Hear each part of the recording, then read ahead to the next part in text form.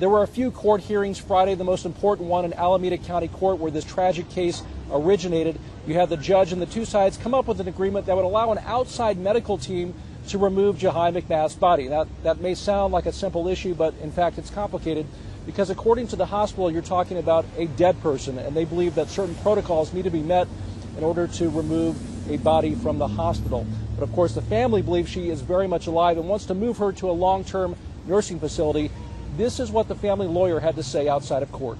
What we needed to know is that when all of the balls are in line, that we could move quickly and not have to then have any impediments, so that we all understood what the protocol was and there would be no argument about how it would proceed or no unpleasantries at the hospital. So this is a victory in terms of getting us one step closer to move.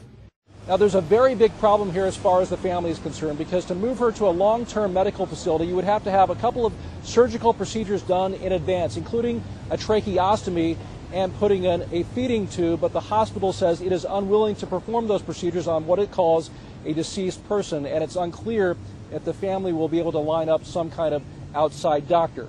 As for the hospital's attorney, this is what he had to say. He said he has one wish for the family. Personally, it's horrible that this child has died. It's also horrible that it's so difficult for her family to accept that death. And I wish, and I constantly think that wouldn't it be great if they were able to come to terms with the terrible, tragic event, and that I didn't have to stand here in front of you all time after time. That was the hospital lawyer getting choked up at the end. So this is a very complicated and emotional case. Here you have the hospital.